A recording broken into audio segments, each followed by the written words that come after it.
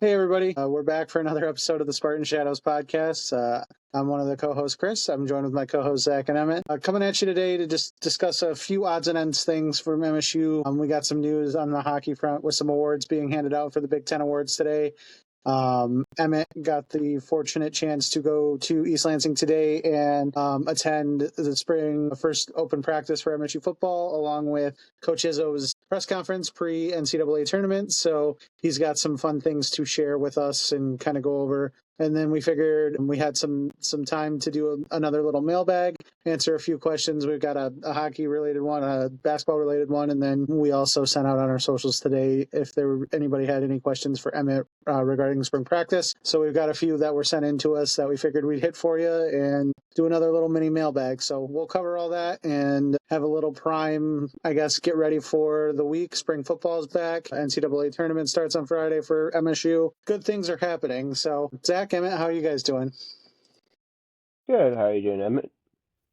Pretty good. Been obviously a lot of time in the car the last week at this point because of the Big Ten tournament, and then found out last night at about 8 o'clock that I was fortunate enough to receive an email through MSU Athletics that, hey, we forgot to put you on the list for the spring practice. Here is the information on it. So got to spend about 25 minutes just in the open media section of practice, then got to attend press conferences for Coach Izzo and Jonathan Smith after. Got to learn some good insight. Yeah, it was a fun day. I was very busy throughout the day, but from what I saw, there was a lot of cool interactions. Nice to see some football highlights for the first time in quite some time. Got to see a little inside the lens with Coach Smith. MSU Athletics posted some cool things on Twitter. And then, of course, the insight that Emmett was giving us. We'll go over that in a second. Well, I want to start really quickly with the hockey stuff. Big Ten postseason awards were unveiled today, and as you would expect, some MSU players were well represented. So I want to first congratulate Trey Augustine, Matt Basgall, and Isaac Howard for being a first team All Big Ten. That's obviously a huge honor for the three of them, so that's pretty exciting. Carson Dorwart was honorable mention All Big Ten, and then Isaac Howard is your Big Ten scoring champion this season at 33 points, and that was also good enough to net him Big Ten Player of the Year. So congrats to Ike. That's a big honor. Of course, Trey Augustine, our Wonder in Net Big Ten Goalie of the Year award was given to him. So congrats to Trey. Obviously, huge accomplishments. Good season. MSU hockey also reclaimed the number one ranking in the country in this week's polls. So going into the Big Ten championship game, we're once again the number one team in the country. And hey, things are going great for MSU hockey. Get to compete for a Big Ten championship on Saturday against the Buckeyes. Again, little plug, 7:30 on. Be there if you can. Be loud, and let's get another trophy for the MSU Athletics hardware case. Guys, anything you wanted to touch on for hockey before we switch gears? Obviously, one thing is back to where we obviously belong. I'm number one in the country. Hopefully this time we can actually keep it, because I feel like the last couple of times we've gotten number one and we haven't been able to keep it for very long. So hopefully they obviously stay motivated. Obviously big game. I'm super excited about that. That's going to be absolutely a packed crowd arena. Last year, if we all remember, it was against Michigan. Maybe not as much hype going into it, but guess what? It's a Big Ten tournament championship. It's another opportunity to raise a banner. It's another opportunity to go back-to-back for the Big Ten regular season and Big Ten championship tournament going into the NCAA tournament, which I'm assuming we're still kind of probably still headed to like the Toledo region. If I were to have to guess, I don't think that's really going to change probably very much for MSU going forward, even with being the number one team in the country. So just get a win, go into an NCAA tournament, and it's one of those things that the NCAA tournament is a one elimination game. Like, you have to play well. It's something that I feel like we could probably go into a lot more detail on our thoughts on it, because personally I don't love the idea of a one elimination game in the NCAA tournament. It's kind of the first round or two, but just the way that happens, and you've seen some of the best teams in the country fall pretty early on in the NCAA tournament because of that. But you only need to win a couple of games, and then you go into the Frozen Four, which obviously MSU fell short last year from doing that. But obviously, I think they have a little bit more kind of goals ahead of them, and it starts with the Big Ten championship on Saturday, and then hopefully get to the Frozen Four. And once you get there, you never know what happens. Yeah, then the one thing I have to add for the MSU hockey is that I believe that Howard winning that is the first time Big Ten scoring is the first time since Hiroshi in 2019, correct? Yes. And I guess we can segue that into the mailbag of speaking of players who ended up going to the Wings. Chris, what do you got for the mailbag to start us off? Yeah, well, one of the mailbag questions that has been sent, I've actually had it for a while. We haven't got to really discuss it much, was sent in by a couple of my friends asking basically what are my thoughts and what are our thoughts on Trey Augustine, and will he turn pro after this year and go to Detroit? Well, the Red Wings organization, I should say. Or will he be back at MSU for his junior season? So my best take on this is more than likely he's still going to end up turning pro, I would think.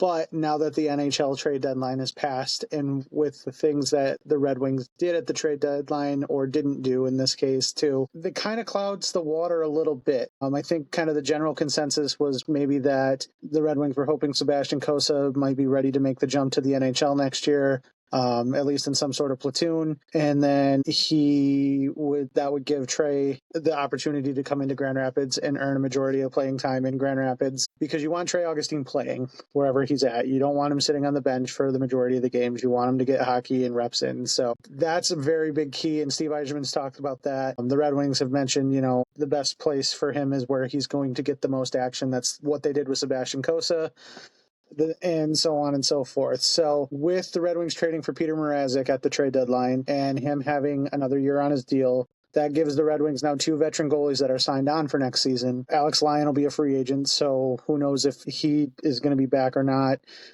Going into it, the consensus was that I thought Yzerman wanted to maybe keep him around to be a potential help to bridge the gap between that.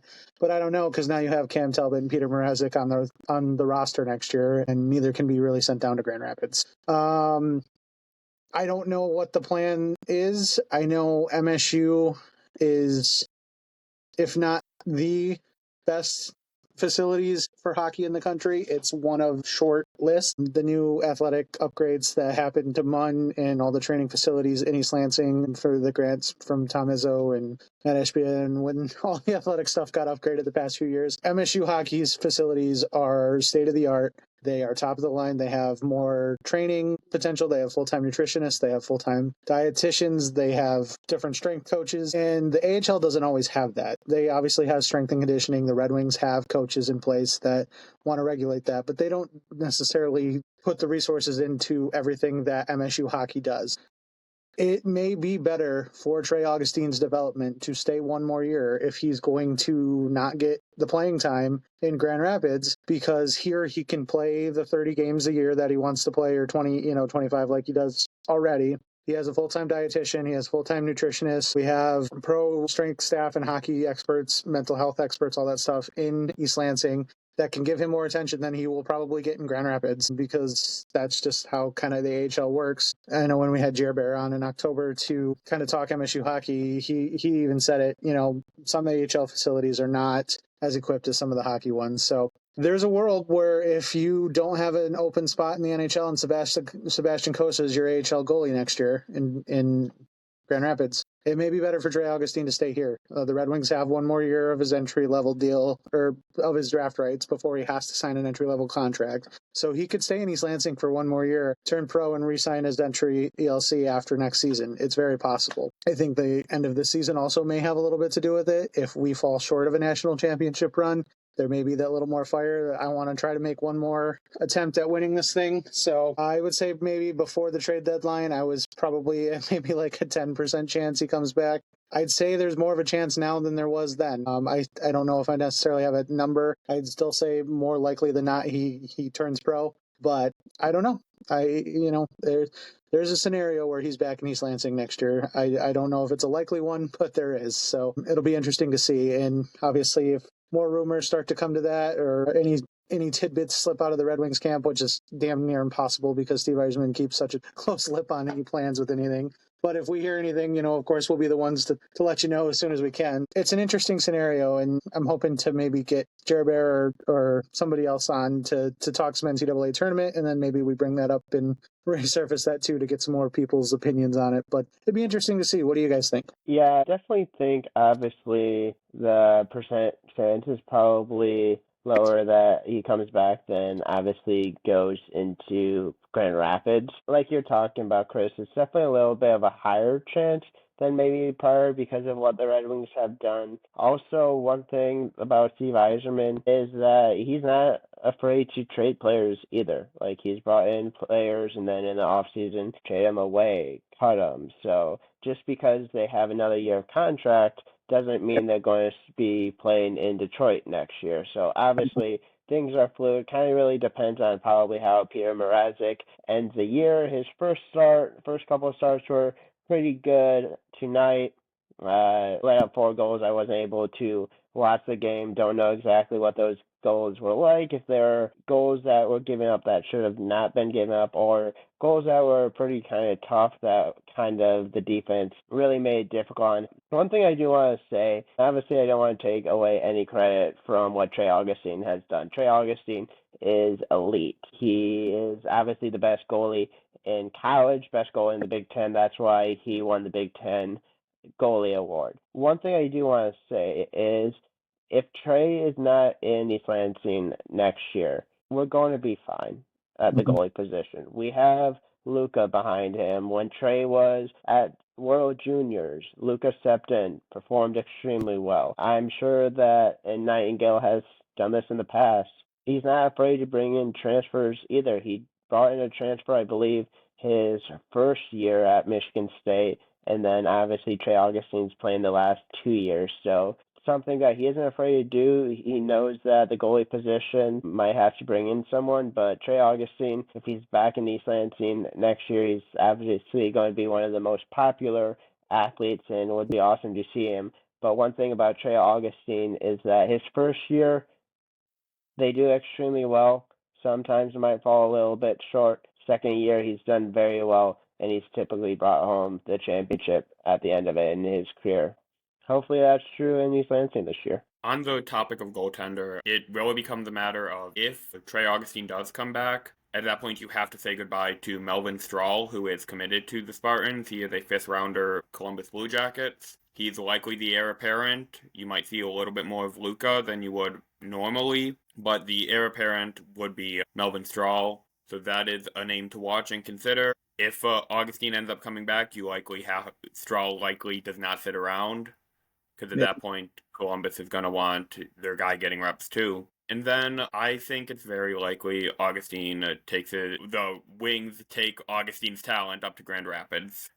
I do not think that the Wings will be able to outweigh a little bit more physical development compared to the mental reps that you'll see in the AHL. You'll be playing teams that likely would go 35-0 in the NCAA leagues, or 35-1, 33-2. Stuff like that, in the NCAA leagues for what you're going to see in an AHL team every night. Obviously, that depends on the goaltender situation for the Wings with Talbot, Mrazek, and Kosa. Personally, I think that, like Zach said, you see Yzerman make a trade, cut someone, and you see a spot free up, because I cannot see the Wings content to sit on their hands and not try to drop interest with their goaltenders, because if you have such high capital on them, you have to at some point see him. It's kind of like the situation of having a 1st or a 2nd round quarterback in the NFL. You're going to be on the jackpot if you do not start them, if you do not give them a chance. The fans will be calling for you. Obviously, Steve Yzerman has a little bit more leeway because he was so beloved, but at the same time, results are results, and there is, at some point, you have to factor in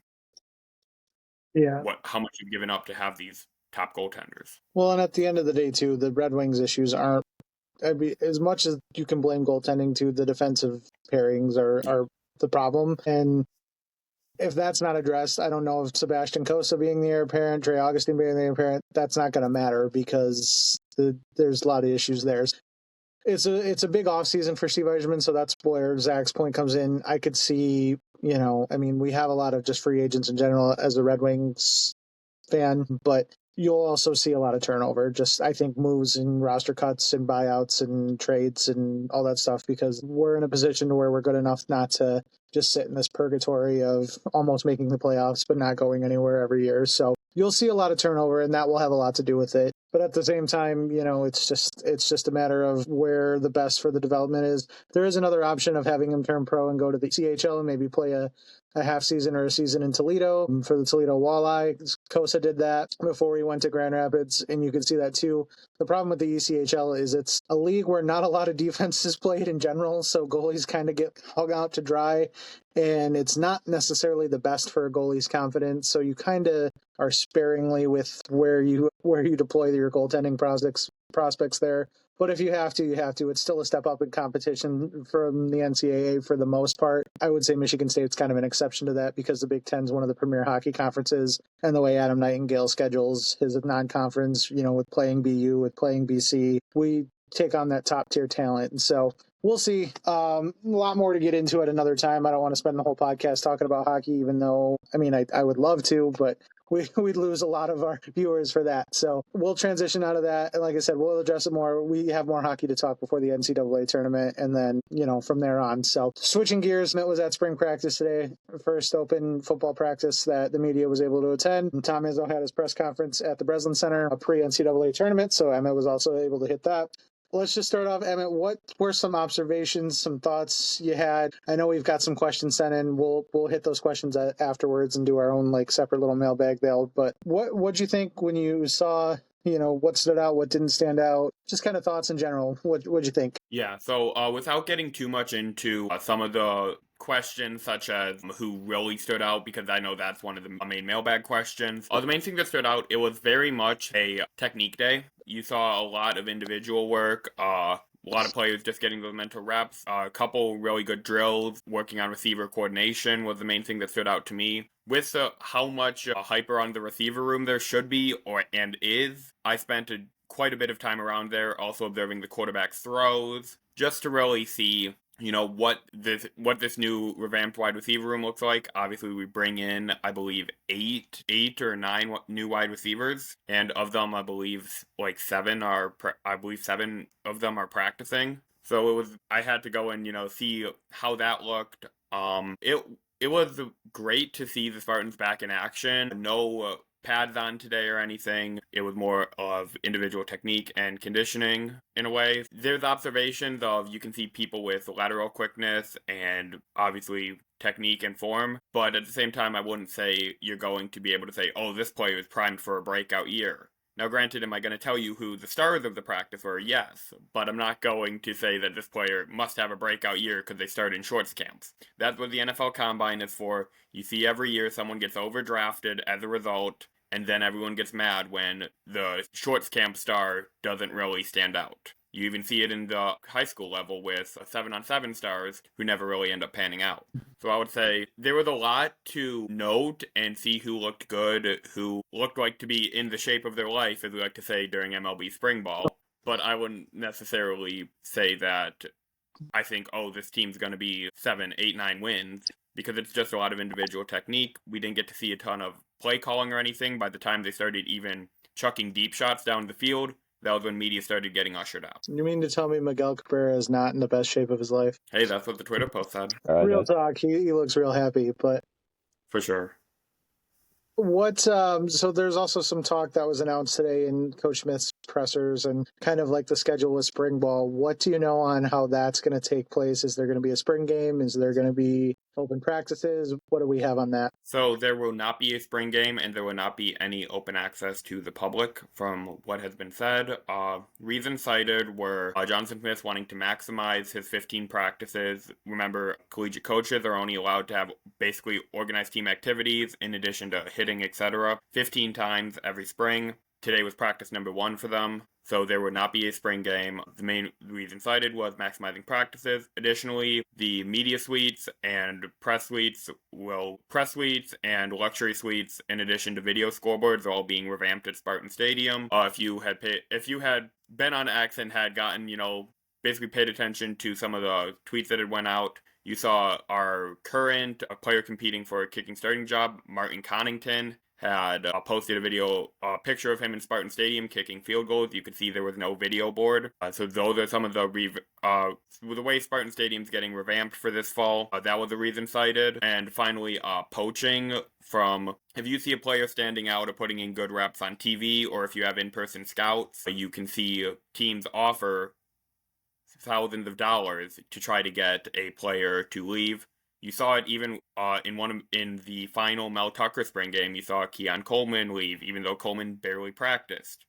You saw 3 potential linemen leave after spring practice. 3 potential starting linemen leave after spring practices during Jonathan Smith's first set. So you have saw a lot of players elect to take their talents elsewhere, even after just spring practices. And sure, is there a good chance that that wasn't directly correlated? Yes. But at the same time, you have to try the best to keep all your talent in-house and try to maximize what you have. Especially on a roster that's not necessarily as filled out as probably Coach Smith wants yet. This is just going into his second season, so you don't have the depth that you would like when you're fully established at a program, things like that. So while we have some very talented players on the roster, they still may be some depth issues, and you don't want your best player at a position group being poached away when it may be a little light on the depth end, and then all of a sudden you're scrambling for bodies, and we run into an offensive line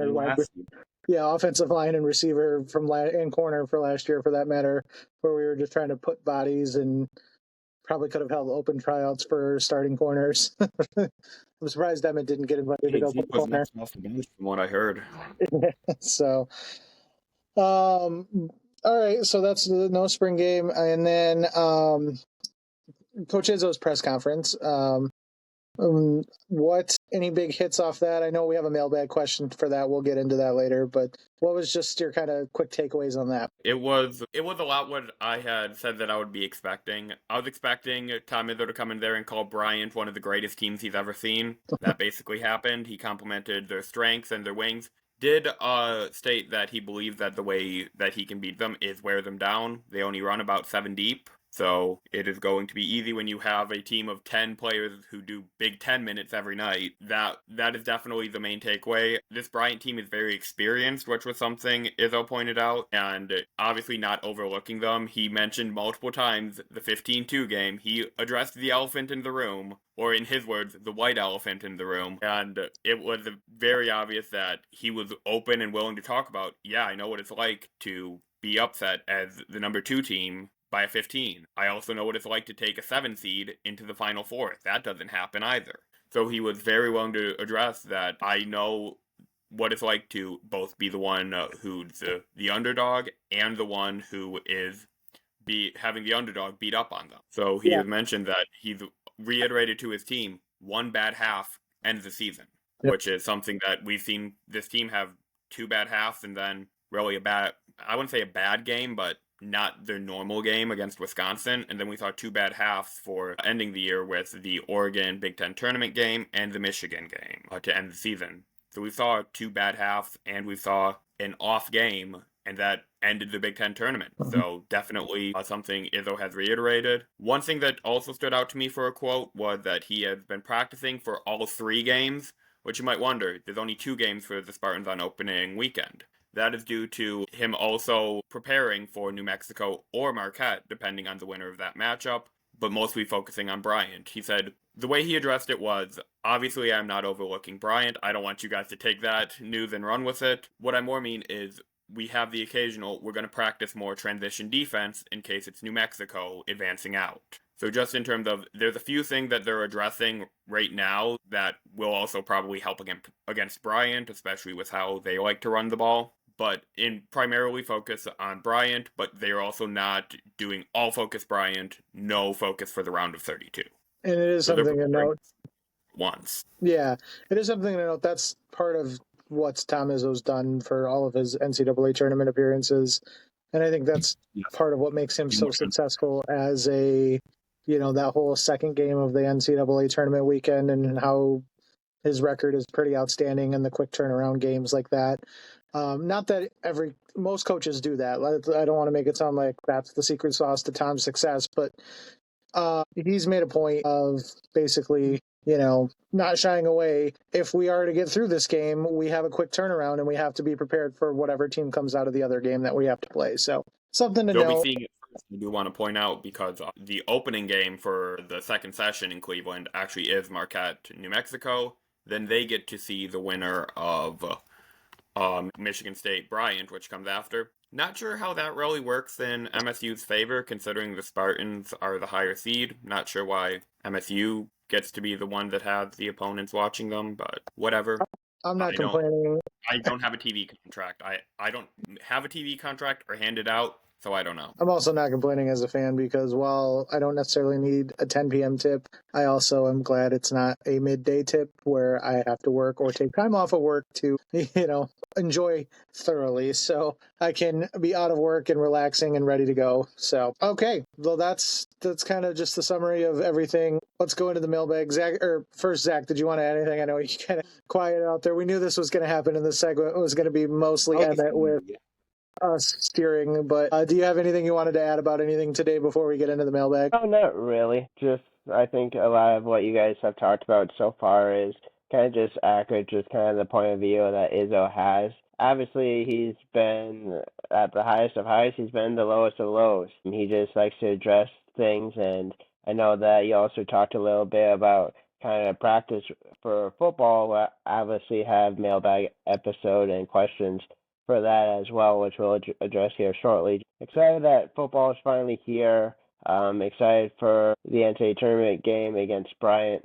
Definitely going to be an interesting game. And yeah, I think we got some interesting mailbag questions to ask about that. And I'll kind of start with that right now, if that's all right with you guys. So first one, it's kind of the only basketball one we really have for the most part that I know, but gotta give a shout out to one of our main guys at Spartan Shadows, the guy that kind of runs it, one of the two guys, obviously Ant does, but kind of on Twitter. But he asked, what was the vibe you got from Izzo? So the vibe I got from Izzo was definitely he's focused, he's prepared, he's ready for this tournament. But also, it was kind of a unique situation for me, since normally I'm not able to cover Izzo's midweek press conference. This is actually the first time I've gotten to cover a press conference that's not immediately post-game. So it's a unique experience in that way. But also, the way I would say is,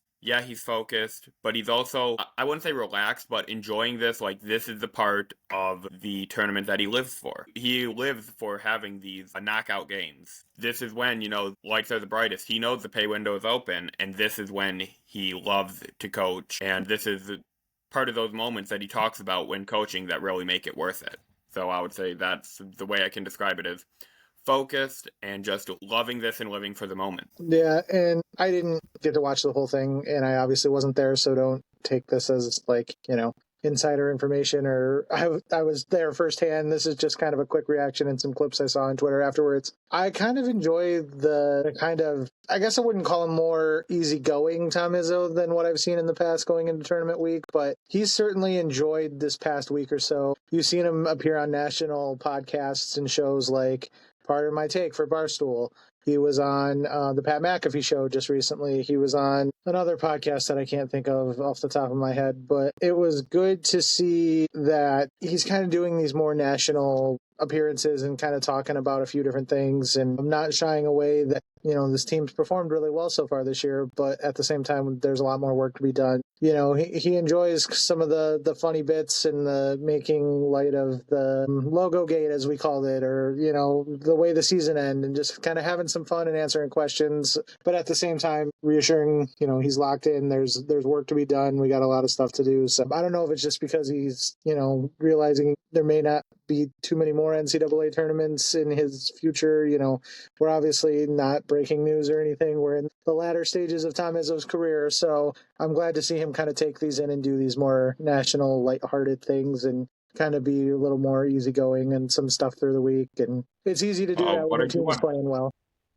Yeah, what I do want to add for that also, this is a unique situation for Izzo because this is a MSU team that isn't scrapping and clawing their way to get into the tournament anymore. Yeah. This is because that's what we've seen the last 2-3 years that, okay, they might be in the tournament, but all right, they're probably a 9 seed, they're probably an 11 seed, and in the first 4. So it is definitely just one of those situations where, as a 2 seed, there's a lot less anxious moments, and there's a lot less stress on the coach, on the players, and you can kind of feel that, I wouldn't say relaxation, but that knowledge and quiet confidence that they are good, that gives you that momentum and like ability. I would say that it's not a bad thing to be quietly confident as long as you're willing to put the work in during every practice. Tom Izzo addressed that. He was talking about how we all hold each other accountable. I've had Trey Hallman come at me in a huddle, and I listened to his point, and I acknowledged that he was right. So this is a team that's willing to hold each other accountable to make sure they're always at their best. And he's also doing it by doing it his way, like getting into a 2 seed his way. I think that's one thing that isn't really talked about too much, especially with kind of the way college athletics is right now. Obviously, I'm not going to say MSU isn't paying its players their NIL. They absolutely are. They absolutely also have to, I think, probably earn it a little bit more, maybe compared to other schools as well. But he did make that famous quote last year after the North Carolina game where he's basically saying he's going to get back to a deep run or he's going to die trying. Obviously, the NCAA tournament hasn't happened yet, but MSU's in a position that makes that more of a possibility than it has been the last couple of years. And I think this year is just kind of hopefully the start of Michigan State kind of getting back to where they were prior to COVID, having all that momentum, being higher seeds. It's an opportunity where if you have things go right, you play well against Bryant. Obviously, you don't want to look ahead if you play well against whoever wins against New Mexico and Marquette. You're in the Sweet 16. Don't want to necessarily say is always a goal, but second weekend is something Michigan State is known for a long time, and I think getting back to that is obviously where Izzo wants to be. And this team is in a position that if they win against Bryant, they're going to be favored against the next team, and we haven't been able to say that very much recently. Yep, Colin Cowherd's show was the other one I was forgetting, so I knew I was missing one of them. Sorry about that. But yeah, so that's, and I think it's nice, and you kind of see Tom. You won't come out and say this, but I think deep down it's kind of reassuring that he's heard the doubts. He's heard the talk the last few years that he's washed up and that this game's passed him by. And he's just like Coach K and Tony Bennett, all the other coaches that were like his level, Roy Williams and Jay Wright, that are no longer coaching because they didn't want to continue in this new age college basketball world with transfer portal and NIL and stuff. And Tom stuck it out and got his team as good as it's been in a long time. So I think deep down that's kind of satisfying. I would be, kind of like a told you I could do it type of mentality. Actually, I'd be a little bit less PG from that, but just what I'd say. But not to spend too much more time on it. Spring practice, I know, is what a lot of the questions were about. So let's get into some of the football questions. The first one I got for us is from Steven Collier. Name may sound familiar. He is the dad of freshman incoming wide receiver Braylon. Stephen wrote in, what was the mood and energy like today? What players flashed early and how were players responding to the coaching? So a 3-parter. All right. Yeah, to start with the mood, I would say focused and definitely it's back to business. I wouldn't say you didn't see anyone goofing around, obviously. You just saw a lot of, okay, it's time to get to work. And the players, the ones that I've been able, I have talked to a couple players since the practice, just individually messaging. I would say that the mood is, they're definitely fired up to begin this season. They know that last year wasn't acceptable, or they're coming into this program and they want to make their mark. They want to be the ones that take this team back to that national stage we saw in our mid 2010s. So I'd say definitely focused and fired up.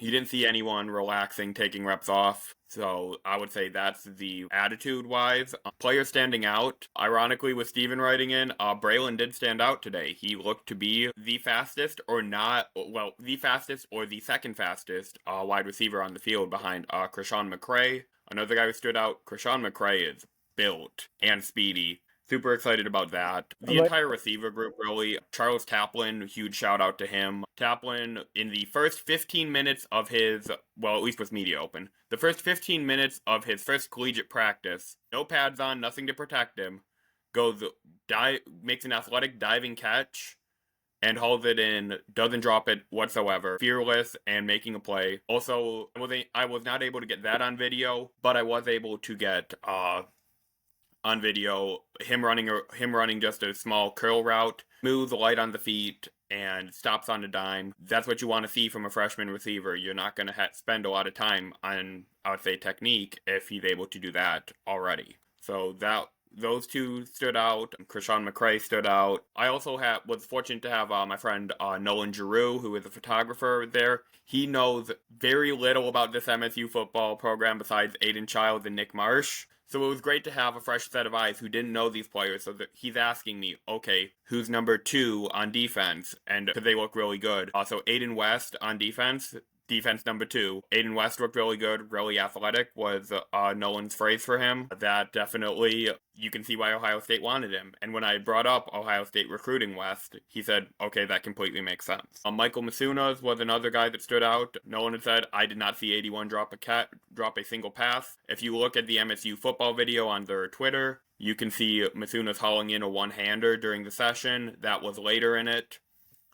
Jonathan Smith mentioned Wyatt Hook had a good catch today. Overall, I noticed Asiamoa had a lot of hustle, was almost always the first one when they were doing sprint drills. He would almost always be the first one to the corner for when they were pointed where to go in terms of backpedaling for a ball. So that stood out, at least for linebackers. Overall, I would say you saw a lot to be pleased with. You saw a lot from incoming players, a lot of explosiveness and athleticism.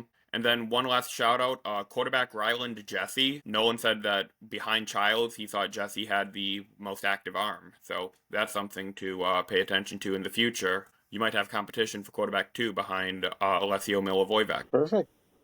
And what was the players responding to coaching? So for players responding to coaching, I saw a couple situations where you had a player getting coached up. The first one I saw was actually incoming freshman Jace Clorizio. He had just been corrected on, during one of the ball carrier drills, they weren't happy with him not having 4 points of contact. So they had coached at him and then complimented him the very next rep. So obviously took it to heart, learned from it, and had it ready for the very next rep 30 seconds later. Then for other coaching points, I saw a little bit for Michael Masunas getting pointed out for some blocking, having his head a little too low for the coach's liking. Took that and ran with it, was ready for the next rep. And then I also saw, just in terms of player coaches, Ashton Lepo, who was out for this session, did not have a helmet, was not cleared to practice. Johnson Smith did not divulge why, but did say that Lepo was out for the spring practice sessions. Lepo was helping teach up incoming freshman Justin Bell. That was one of the first things I noticed when I walked in. So you saw the players you saw players coaching players, you saw players listening to coaches. There was no wild west. There was a lot of good teaching points and a lot of players listening, and that's exactly what you want from a team that if they want to they looked better in terms of discipline in the last half of the year in 2024, and I think it's continuing that trend. These players are listening, and they are under control. They're not going to be out there just, quote-unquote wilding. They will be locked in and focused, I believe. Awesome. Well, thanks for the question, Steven, and shout out to him. He's been really fun to interact with on social media, and I think he's going to be fitting right in with the culture of Spartan moms and dads. Excited for Braylon to get on campus and show what he can do too. So we appreciate you, Steven. Hopefully get to see you in the future at Spartan events, and we appreciate all the love and sending in the question. Zach, do you want to hit the next one? Yeah, so you mentioned this is the next time, one of the few questions that we have left. You mentioned a few kind of like newcomers that were kind of like standing out. Are there like any other newcomers that you didn't really talk about or mention that like caught your eye when playing out there? And So in terms of that was newcomers, just And that was from Mary Ann von Riekebacker. right okay. back there, yeah. Yeah, so for Famous newcomers Marianne. standing out, in addition to Asiamoah, Braylon Collier, Rose Taplin, Sean McCray, I would say Derek Simmons looked like he's ready to play defensive line year one, just absolutely built. You saw the video of him working out, putting up 23 reps of 225 on the bench. So he looked like the size to be the guy who's able to do that. So that was I didn't get to see a ton of defensive line drills, but that stood out. Not necessarily a newcomer, but Chance Rucker coming back from injury looked really good. Aiden West, I heard, looked really good. Like I had mentioned earlier, Evan Boyd looked to have good reps. Was able to recover quick on when they were throwing. I believe it was basically bouncy balls to get the receivers to catch after stepping into basically a mini hula hoop. Step into the hula hoop and they toss a mini bouncy ball up, and the players have to use the reaction time to get it. Evan Boyd looked really good in that drill. Honestly, if they're an incoming receiver, they looked good. That was my main takeaway. Leo Hannon looks like a grown man playing quarterback. If you didn't see the photo I posted on Twitter, Leo Hannon looks like he is ready to almost play fullback instead of play quarterback at that size. So that was one thing that stood out. And then offensive linemen, they had good reps, but I don't know how to really, outside of like Matt Golban, who Golban is expected to be the starting center or guard for MSU this year. Jonathan Smith mentioned Luka Vinkic also had a good session. Remember, incoming offensive lineman from Oregon State. But yeah, just those offensive linemen got some special shout-outs from Coach Smith. Justin Bell looked pretty good. Don't know how much he will be seeing the field just because it's hard for a freshman to really play in the Big Ten at offensive line. You saw it with how high-ranked Rustin Young was, but Young only played in a single game. It is just a matter of the size and momentum required. So I'd say, yeah, shout-outs to Golban, shout-outs to Vinkic, and then just shout-outs to everyone else who I've basically mentioned. There is 27 new players. It's hard to keep my eye on 27 when I only got about 15, 20 minutes to watch these players. Absolutely. The wide receiver group in general, from what I've noticed too, obviously you have a lot of turnover coming in, or new faces coming in, I guess I'll say that. During recruitment, and we kind of hit on this during some of our recruiting talks throughout the season last year, this class specifically of incoming freshmen, the receivers definitely seem to have fit a type, a mold. I don't think it was any secret that Coach Smith wanted to get it faster at the position, wanted to get shiftier, a little bit more athletic. That being said, I know some of the targets they have for this upcoming class that'll be next, class 2020. It seems like they want to kind of go in phases to get a good group of athletic and speedy, and then maybe target some more big body and physical guys in the next class. You want a good mix of both, obviously, or, try to find some players like Nick Marsh who can be all of the above. But I think this class really, and I'm not saying they're not going to be physical or not going to be big bodied and be able to go up and get a ball, but you see a lot of speedsters. You have guys with track backgrounds and real athletic overall, played basketball a little bit, ran track. So you see some natural athletes in this receiving core, and I think that's going to be very helpful, and also helps with conditioning and, just staying on the field too. But excited to see that group this year. That's one of my favorites to kind of watch out for. So the last question we had, we'll kind of hit it quick. It's, of course, involving some other mostly transfers and freshmen. Everybody wants to know about the newcomers because we're all excited about getting some new faces in. At Cade Enthusiast, or Cade_enthusiast on X wrote in and said, wouldn't mind hearing some superlatives for the transfers of freshmen. He specifically listed who do you think would be your biggest sleeper, best athlete, and then most likely to contribute. So let's start with those three, and then we got one more. Right, so for biggest sleeper, I would say Charles Taplin. Obviously, we've all hyped up Braylon Collier. Braylon Collier deserves the hype, don't get me wrong, one of the most productive receivers in Ohio high school history. But Taplin kind of flew under the radar. He doesn't have a huge social media presence. He quietly comes in, does his work, makes his post that I'm visiting Michigan State today. So he's not trying to garner up the hype and the numbers, but he looked extremely smooth. Just everything you want to see in a freshman wide receiver. That's what stood out to me, so I'd say he would be my most under the radar pick. And then for most likely to play this year, I would say Aiden West. West, yes, the defensive backroom has a lot of experience that transferred in, but I think West is athletic. I think he's fast. I think at the bare minimum, he's going to be a special teamer, and he's going to have that Makai Frazier, Brandon Tolis role. When they were freshmen last year, they played, I believe, 8 and 9 games respectively. I think at the bare minimum, you're going to see West playing that as special teams, if not breaking into the rotation by the end of the year. Just with attrition, we all know attrition is going to happen. There's going to be injuries. I think West breaks in, if not for attrition, just for being able to have his natural talent level begin to mesh with the coaching and showing the coaches what they want and taking the coaching to heart. So I would say West is my most likely to instantly see the field, but I would say Taplin is my sleeper. Was there another question there? He also mentioned best athlete. Oh, best athlete? I know, that's going to be hard. Yeah, I would say give me Collier as best athlete. He looked the fastest besides McCray, and I guess you can say McCray would be the best newcomer for athlete, but I would say Collier is one that stands out too. Jace Clorizio looked good, Zion Gist looked good, but yeah, Clorizio, I think he's going to be great. I could also see him competing with West for most time played as a freshman. It's just basically a lot of good freshmen, but yeah, the best athlete of newcomers, give me McCray. Best athlete of freshmen, give me Collier. Derek Simmons too, because just explosiveness from what we saw on his posts on X, explosiveness and strength. So actually give me Simmons for best athlete, and if you're looking for best athlete at a quote-unquote skill position, give me Collier. The last bit of this question, and we'll end it on there.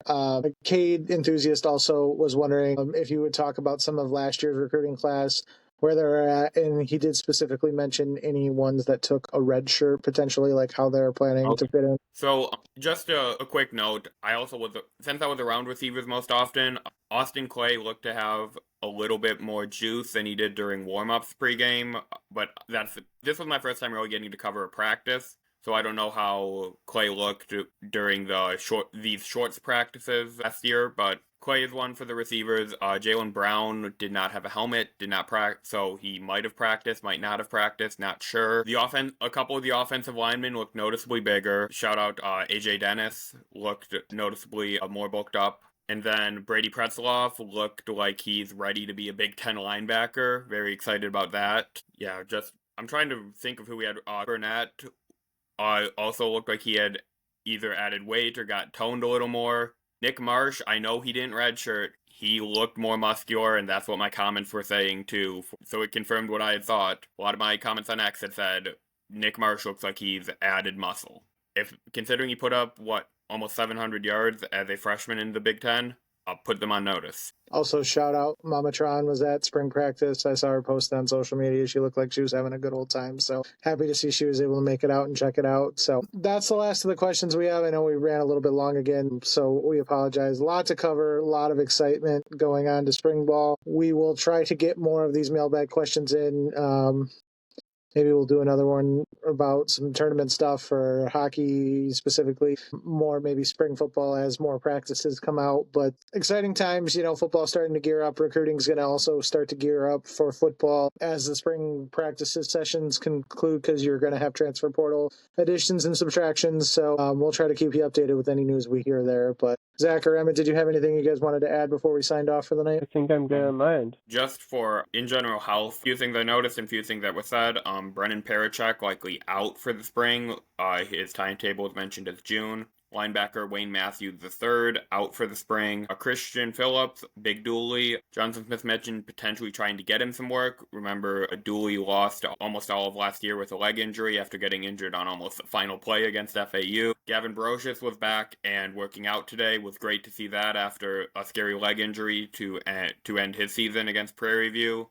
Michael Masunas was working out at full strength today, the entire year after Boston College. A couple other players like incoming player Nijay Burt, remaining player Khalil Majid, a couple others, Jalen Brown, like I said earlier, all did not have a helmet. Anthony Jones Jr. did not have a helmet either. Not sure if that was just precautionary. It's spring ball. You don't want to if you're not feeling 100%, if you twinged a toe, you don't want to lose your entire season because of a spring practice. So none of those, the last couple players I mentioned were even mentioned by Jonathan Smith in his press conference. So I think that's more of an abundance of caution than actually being concerned. So just a couple players dinged up from last fall, but overall team looks healthy. No one was mentioned having a season-ending injury, which is definitely something you want to see. Cool. All right. Well, that's some positive news. We'll end on that. We appreciate everybody tuning in. Of course, I will get this out as soon as possible so you guys can enjoy and get a listen in before tournament time officially starts on Thursday. I did mention in the last one, I haven't posted it officially on our social media sites yet, but I will. And then I'll put it in the YouTube link probably for this episode. We are doing a free bracket pool on ESPN. I run one every year, but I want to extend it to all of you guys too. Anybody who's out there wanting to just join, you can fill out a bracket on ESPN Tourney Challenges app and, join our group. The group name is Chris's Pool / Spartan Shadows Podcast. The password is Izzo. I know. Great password. Capital I, don't forget that. So it's free to join. Fill a bracket out. Zach and I think are already in. Emmett's apparently too cool, hasn't joined yet. So he'll be in at some point. I'm late to the party. My bad. He'll join in at some point. I've got some friends that are in there. We've got some other listeners and Spartan Shadow staffers that normally join every year. So it's fun. It's free. We all like filling out brackets. So add one, join us, and let's see who can come out on top. So I will post all that with a link to join, and let's have some fun with that. So any questions, of course, hit us up on social medias, our email address, all that fun stuff. Make sure you're following Emmett on Twitter for any spring practice stuff or any breaking news on that. And then we'll come at you hopefully later in the week with some tournament-based stuff. And then, of course, we'll try to get you a rapid reaction to at least Friday's game, hopefully more, and hopefully we're in for a lot more rapid reactions this spring. So we'll get those in, and that's kind of the plan. So we appreciate everybody for tuning in, like always. We can't thank you guys enough for all the love we get on social media and clicks and shares and views. So if you haven't subscribed, please do so. Check out our YouTube, follow us everywhere you can, share, like, comment, engage, all that fun stuff. We appreciate it, and have a good night and enjoy the week, and go green. Go white.